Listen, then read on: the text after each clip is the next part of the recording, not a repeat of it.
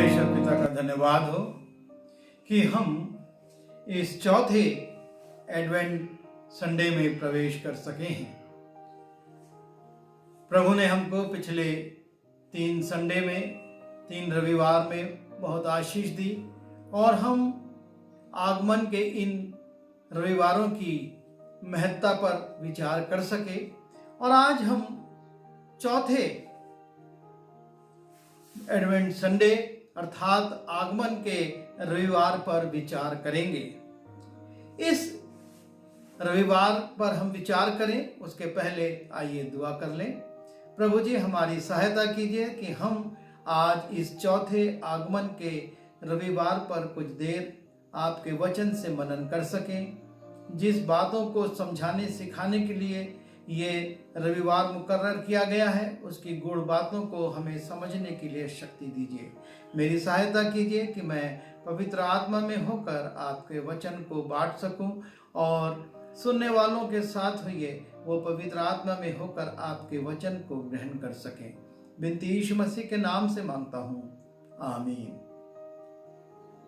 इस चौथे आगमन के रविवार में भी बैगनी रंग की ही मोमबत्ती जलाई जाती है और इस मोमबत्ती को स्वर्गदूतों की मोमबत्ती भी कहा जाता है, क्योंकि इस दिन हम स्मरण करते हैं कि किस प्रकार से परमेश्वर ने अपने दूतों के द्वारा उन अनपढ़ गरड़ियों को जो कि नगर से दूर, लोगों से दूर, जंगली इलाकों में अपनी भेड़ों को, अपनी बकरियों को चरा रहे थे, उन तक परमेश्वर की योजना का संदेश पहुंच सके। परमेश्वर जानता था कि ये ज्योतिषियों के समान तारे से मार्गदर्शन प्राप्त नहीं कर सकेंगे और परमेश्वर ये भी जानता था कि पता नहीं कितने महीने तक, कितने दिनों तक, कितने सप्ताहों तक ये इन जंगली इलाकों में घूमते रहेंगे और इसलिए उसने जरूरी समझा कि इन तक संदेश पहुंचे ताकि परमेश्वर की उद्धार की योजना को ये भी देख सके। क्योंकि परमेश्वर की योजना सिर्फ शिक्षितों के लिए नहीं होती, परमेश्वर की योजना सिर्फ बड़े लोगों के लिए, धनाढ्य लोगों के लिए नहीं होती और ना परमेश्वर की योजना किसी चुनी हुई जाति के लिए होती है। परमेश्वर ने इस जगत से प्रेम किया था और उसके लिए उसने अपने इकलौते पुत्र को भेजा था और इसलिए जरूरी था कि संसार का हर वर्ग ये जान सके कि जगत के उद्धारकर्ता का जन्म हो गया है। और इसलिए परमेश्वर ने इस दूरस्थ इलाकों में पड़े हुए बयाबान क्षेत्रों में अपने जानवरों के साथ, अपने पशुओं के साथ घूम रहे गरड़ियों को संदेश देने के लिए अपने दूतों को चुना और उसने इन दूतों के द्वारा एक शांति का संदेश भेजा और इसलिए हम इसे शांति की मोमबत्ती भी कहते हैं। क्योंकि जो स्वर्गदूतों ने गीत गाया था, जब हम लूका रचित सुसमाचार उसके 2 अध्याय के 14वें पद में जाते हैं, वहां पर लिखा है, आकाश में परमेश्वर की महिमा और पृथ्वी पर उन मनुष्यों में जिनसे वो प्रसन्न है शांति हो। परमेश्वर अपनी शांति को भेज रहा है, परमेश्वर अपनी शांति को लोगों तक पहुंचा रहा है। लेकिन यहां पर एक बहुत महत्वपूर्ण शब्द आया है और वो है जिनसे वो प्रसन्न है। अर्थात ये शांति का संदेश सबके लिए नहीं है, या ये शांति जो परमेश्वर की है सबके लिए नहीं है, पर यह शांति उन लोगों के लिए है जिनसे परमेश्वर प्रसन्न है। और परमेश्वर हमेशा सरल दिल लोगों से, सरल हृदय वालों से प्रसन्न होता है। जिसमें संसारिकता ना भरी हो, लेकिन जो बड़े सरल हृदय के हों, परमेश्वर उन पर दृष्टि लगाए रखता है और उनके लिए उपाय करता है। ये गरणीय साधारण लोग थे, ना इनके पास बहुत पैसा था, ना इनके पास बहुत योग्यता थी, और ना इनके पास अच्छे अच्छे घर बार या चीजें थी। ये जंगलों जंगलों घूमते थे, अपने जानवरों को चराते थे, उनको बेचते थे, उनसे वो आय जो होती थी उससे उनका और उनके परिवार का भरण पोषण होता था। और ऐसे साधारण लोगों के पास परमेश्वर के शांति का संदेश पहुंचता है। स्वर्गदूत आकर कहते हैं कि पृथ्वी पर उन मनुष्यों में जिनसे परमेश्वर प्रसन्न है शांति हो। और स्वर्गदूत कहता है कि आज दाऊद के नगर में तुम्हारे लिए एक उद्धारकर्ता जन्म है और यही मसीह प्रभु है। परमेश्वर अपनी बात को उन तक पहुंचाता है कि तुम्हारे लिए दाऊद के नगर में अर्थात बैतलहम में एक उद्धारकर्ता जन्म है और यही मसीह प्रभु है। और जब परमेश्वर का ये संदेश ये साधारण लोग सुनते हैं, जिनके पास संसारिक धन संपत्ति नहीं है, उनकी संपत्ति ये पशु हैं, लिखा है जब स्वर्गदूत उनके पास से स्वर्ग को चले गए तो गरणियों ने आपस में कहा, आओ हम बैतलहम जाकर ये बात जो हुई है जिसे प्रभु ने हमें बताया है देखें। अर्थात स्वर्गदूतों के संदेश को सुनकर ये प्रभाव रहित नहीं रहते, इनके दिल में खलबली मचती है और ये निर्णय लेते हैं कि हम बैतलहम जाकर जो संदेश हमको दिया गया है उस संदेश की सत्यता की जांच करें, उस बालक को देखें जो कि हमारे लिए जन्मा है।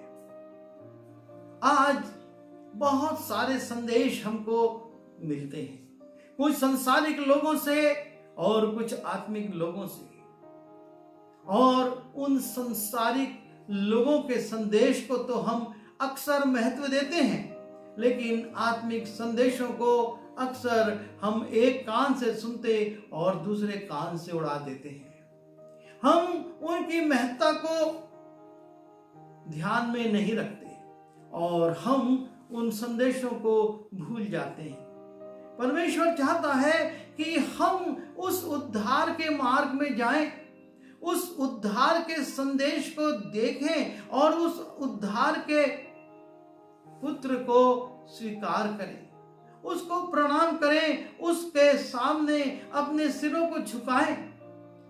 लेकिन इस काम को हम सोचते हैं जब हम बुजुर्ग हो जाएंगे, जब हम बूढ़े हो जाएंगे, जब किसी काम के नहीं रहेंगे तब उसकी खोज कर लेंगे। अभी तो हमारे पास संसार के ही काम बहुत हैं। इन गरणियों के पास उन भेड़ों को चराने का काम था, वो नगर से दूर थे, लेकिन जब परमेश्वर का संदेश वो सुनते हैं, वो शांति का संदेश सुनते हैं, वो उसकी खोज में लग जाते हैं। जब हम यशाया की पुस्तक में जाते हैं और उसके 9वें अध्याय के 6वें और 7वें पद को देखते हैं, वहां पर हम देखते हैं कि किस रीति से उसका नाम रखा गया, शांति का राजकुमार। यशाया उसका 9वां अध्याय और 6वें और 7वें पद में लिखा है, क्योंकि हमारे लिए एक बालक उत्पन्न हुआ। और स्वर्गदूतों ने भी यही संदेश गरणियों को दिया था कि तुम्हारे लिए एक बालक उत्पन्न हुआ है और यही मसीहा है, यही प्रभु है। और यहाँ पर लिखा है, क्योंकि हमें एक पुत्र दिया गया है और प्रभुता उसके कांधे पर होगी। उसका नाम अद्भुत युक्ति करने वाला, पराक्रमी परमेश्वर, अनंत काल का पिता और शांति का राजकुमार रखा जाएगा। जैसा कि स्वर्गदूतों ने कहा, उन लोगों में जिनसे परमेश्वर प्रसन्न है शांति हो।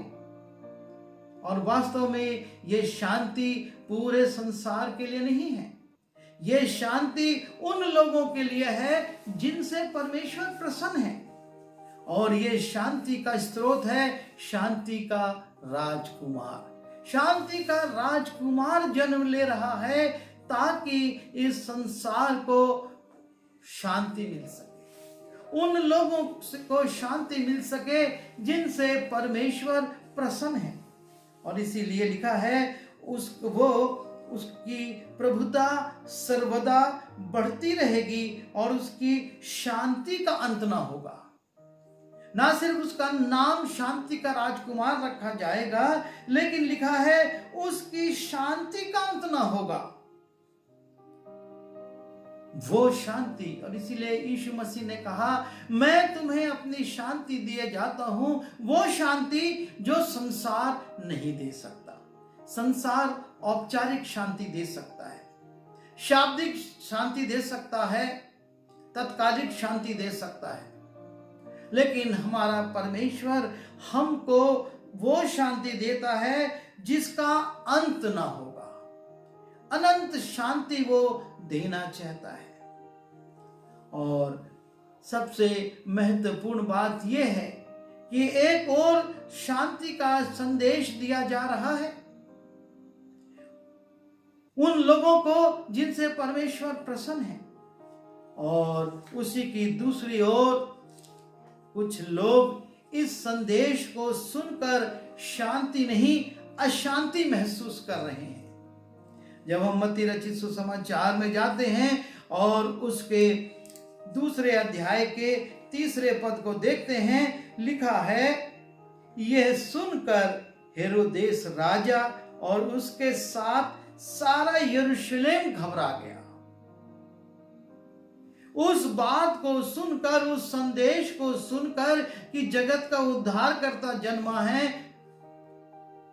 और जब ज्योतिषी कहते हैं हम उस नए जन्मे राजा को देखने आए हैं, लिखा है हेरोदेस राजा और उसके साथ सारा यरूशलेम घबरा गया। उनकी शांति घबराहट में बदल गई, वो बेचैन हो गए। ये क्या हो गया? शांति का राजकुमार आ गया, लेकिन उनके हृदयों में शांति चली गई। ऐसा क्यों हुआ? कारण सिर्फ एक है कि परमेश्वर उनसे प्रसन्न नहीं था। और परमेश्वर उनसे क्यों नहीं प्रसन्न था? कारण उसका भी स्पष्ट है, क्योंकि उनके काम परमेश्वर के इच्छा के विपरीत थे। जो परमेश्वर चाहता था वो काम नहीं करते थे, लेकिन वो अपनी इच्छा अनुसार, अपनी लालसाओं के अनुसार काम करते थे। और इसलिए परमेश्वर उनसे प्रसन्न नहीं था। और जब शांति का राजकुमार आया और इसका संदेश उन तक पहुंचा, तो वो अशांत हो गए, वो बेचैन हो गए और वो घबरा गए। पूरा नगर घबरा गया। क्यों घबरा गया? सिर्फ इसलिए क्योंकि जो काम उनके थे वो परमेश्वर की इच्छा के विपरीत थे और वो नहीं चाहते थे कि उन काम को छोड़ें। उनको संसारिक प्रतिष्ठा, उनको संसारिक दायित्व और उनको संसारिक मान सम्मान परमेश्वर की प्रसन्नता से अधिक अच्छे लगते थे। और इसलिए उनके जीवनों में बेचैनी आ गई। और आज भी जब हम शांति के संदेश को लेकर जाते हैं, संसार बेचैन हो जाता है। आज पूरा संसार बेचैन है।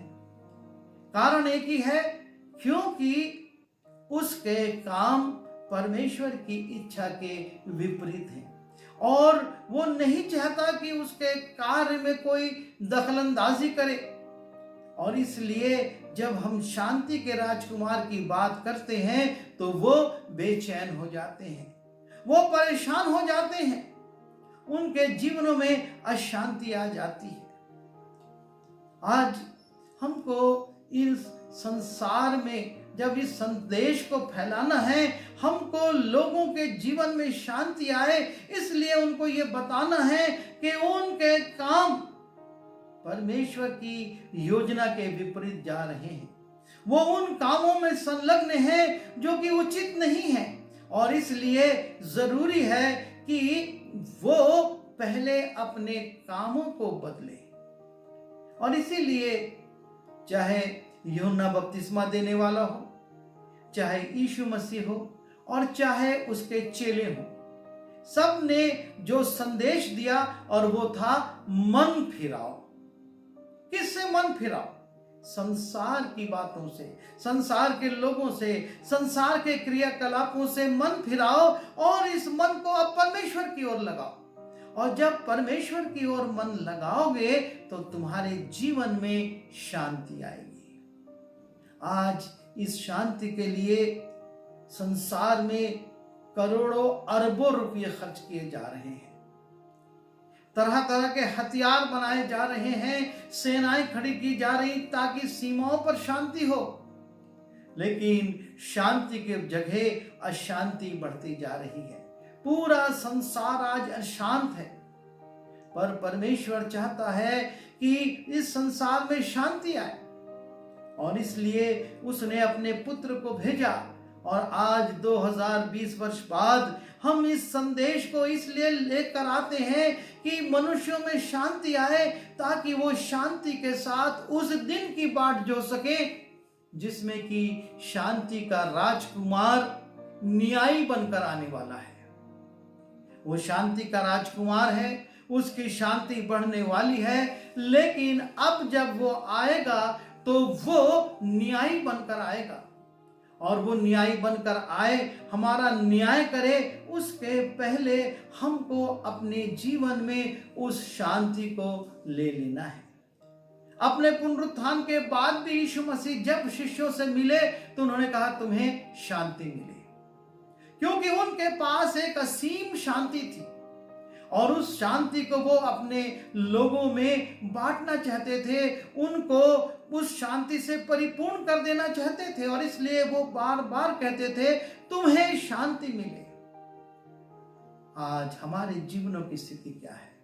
हम अपने जीवनों पर विचार करें।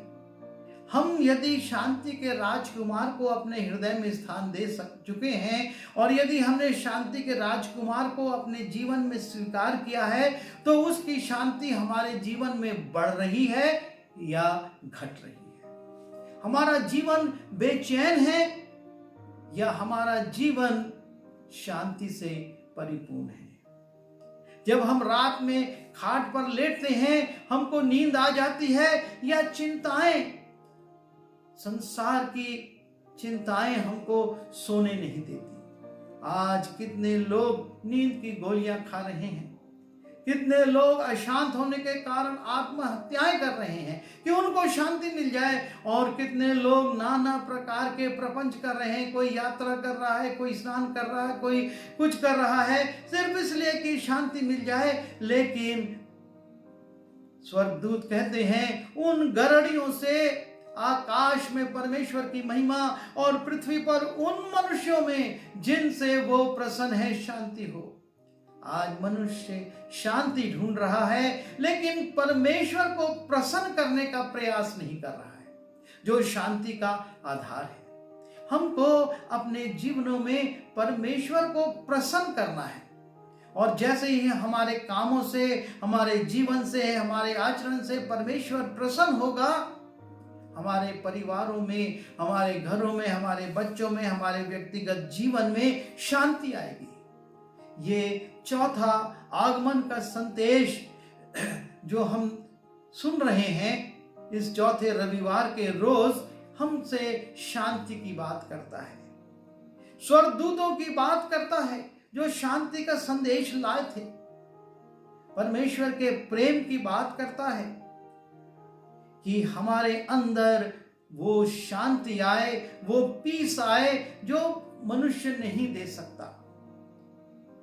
पर आवश्यक है कि हम संसारिक क्रियाकलापों से अपने आप को अलग करके इस ओर सोचें कि किन बातों से हमारा परमेश्वर प्रसन्न होगा। हमको जो अच्छी बातें लगती हैं, जो हमको आनंद देती हैं, हो सकता है वो हमारे लिए अच्छी हो पर परमेश्वर की दृष्टि में उचित नहीं हो। हमारे शौक हमको शांति आनंद देते हैं तत्कालिक, लेकिन परमेश्वर को रुष्ट करते हैं, और इसलिए हमारे जीवन में स्थायी शांति नहीं आती। नीति वचन का लेखक कहता है, वो पीने वाला कहता, मैं कब होश में आऊंगा और मैं फिर मदिरा को ढूंढूंगा। क्यों ढूंढूंगा? इसलिए कि फिर कुछ देर के लिए मुझको शांति मिल सके। और वो मदिरा को ढूंढता जाता, पीता जाता और एक दिन उसका जीवन बर्बाद हो जाता है, उसका शरीर बर्बाद हो जाता है, उसके भीतरी अंग बर्बाद हो जाते हैं और वो अनंत मृत्यु की ओर चला जाता है। शांति इन चीजों में नहीं है, इन भौतिक वस्तुओं में नहीं है। शांति परमेश्वर की इच्छा के अनुसार कार्य करने में है। जब हम परमेश्वर की इच्छा के अनुसार कार्य करेंगे, उसको प्रसन्न करेंगे, अपने आप हमारे जीवन में शांति आ जाएगी और लोग आश्चर्य करेंगे। इन विपरीत परिस्थितियों में भी ये शांत हैं, इनके अंदर चिंता नहीं है। हम इस चौथे आगमन के रविवार में अपने प्रभु को प्रसन्न करने की योजना बनाएं, उसको प्रसन्न करने के कार्य करें और अपने जीवन के उन तमाम बातों को अलग करें जो कि परमेश्वर को रुष्ट करती हैं, लेकिन उन बातों को सक्रिय करें जो परमेश्वर को भाती हैं, जो परमेश्वर को प्रसन्न करती हैं। और तब देखें ये ख्रीष्ट पर्व हमारे लिए कौन सी शांति लेकर आता है। वो शांति जो संसार नहीं दे सकता, वो शांति जो घटती नहीं, बढ़ती जाती है। हमारा परमेश्वर इस क्रिसमस पर, इस ख्रीष्ट जन्म पर्व पर आपको और मुझको तोहफे में शांति देना चाहता है, पर हम उसके लिए क्या कर रहे हैं? उन गरणियों को संदेश मिला, वो तुरंत उठ गए और कहे चलो हम जाएंगे। और वो बैतलहम को गए और वहां पर उन्होंने उस बालक को पाया और उसकी साक्षी दी कि किस प्रकार से उनको ये प्रकट किया और लिखा है बड़े आनंद के साथ वो लौट गए। जी हाँ, परमेश्वर आपको और मुझको उस शांति से भरकर जीवन में आगे बढ़ाना चाहता है। सिर्फ हमको अपने कार्यों का मूल्यांकन करना होगा। हमको देखना होगा कि परमेश्वर को प्रसन्न करने वाला काम हमारे से हो रहा है या नहीं। यदि हो रहा है तो निश्चित रूप से परमेश्वर की शांति हमारे जीवनों में वास करेगी। आइए हम दुआ करें। प्रभु जी, हम धन्यवाद देते हैं शांति के राजकुमार के लिए, जिसने स्वर्गीय वैभव को छोड़ा और इस पृथ्वी पर आया और स्वर्गदूतों ने उसके जन्म का संदेश साधारण लोगों तक पहुंचा दिया, उन गरणियों तक जिनसे कोई मिलता जुलता नहीं था, जो कि संसार से अलग इन पशुओं में उनको चराने में लगे रहते थे।